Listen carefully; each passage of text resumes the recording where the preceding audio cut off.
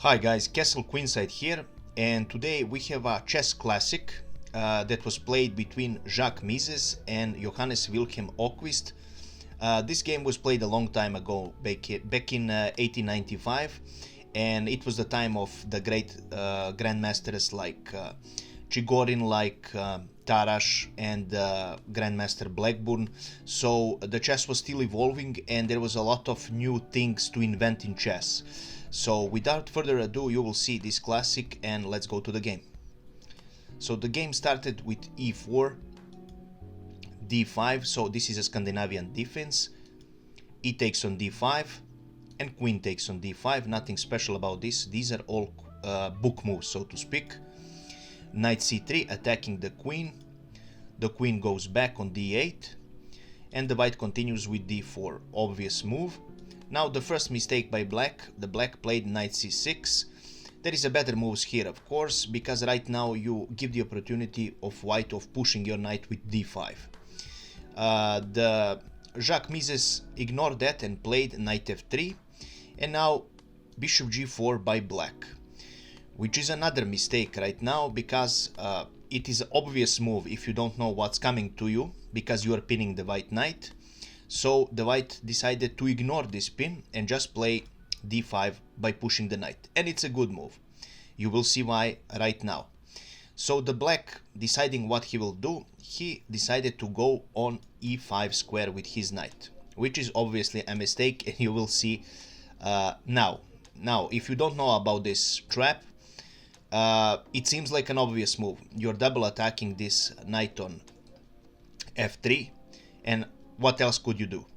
But this is a mistake, because right now you are ignoring this threat and you are taking this knight on e5.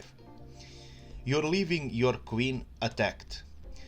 So Öhquist decided to take this queen. Bishop takes on d1, and now bishop b5 check. There is no many possibilities for black in this position, so the black decides to go c6, and after d takes on c6, the black surrendered this game. We will see why right now. So after d takes on c6, let's say if we play as black queen c7, for example, then the game would continue with c takes on b7 check. The king is forced to go on d8, and we finish with knight f7 checkmate. So in this position, this is the first variation. If after d takes on c6, I will show you the best variation for black right now, of course. The best variation for black in this position would be to play actually a6. Then the game would continue with c7 check, a takes on b5, c takes on d8 with the promotion of a queen, rook takes on d8, and knight takes on d1. Right now, as white, you are left with a full piece up, and this is a clear game, and this is an easy win for white in this position. We will go back one more time and see what will happen after d takes on c6 if the black decides to play something like queen b6. This is another variation that is really interesting. So in this position, the game would continue with c takes on b7 with a check, king d8, b takes on a8 with the promotion of a queen, king c7, and now knight d5 check. Of course, we are forking the black queen, but this is not our goal. Our goal is to checkmate the black king. The king goes on d6. We continue with knight c4 check. The king goes on c5, and we continue with queen c8 check. Right now there is a few options for the black king. For example, if the black king decides to take this on b5, there is a beautiful a4 checkmate.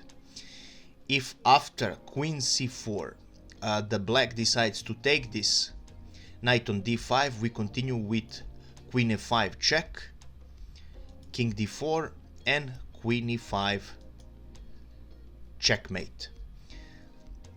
there is a few more options for black, but all of them are leading to checkmate. So after queen c8, maybe the black king wants to go on d4. Let's see what will happen in this option. So we continue as white with bishop e3 check, king takes on d5, rook takes on d1 with a check, king e4, and f3, a beautiful checkmate. This was all for today's game. Hopefully you enjoyed it. If you did, please leave a comment, like, and subscribe to my channel. There will be more games, more analysis, and more fun stuff to go. Thank you for watching, and see you another day with another video.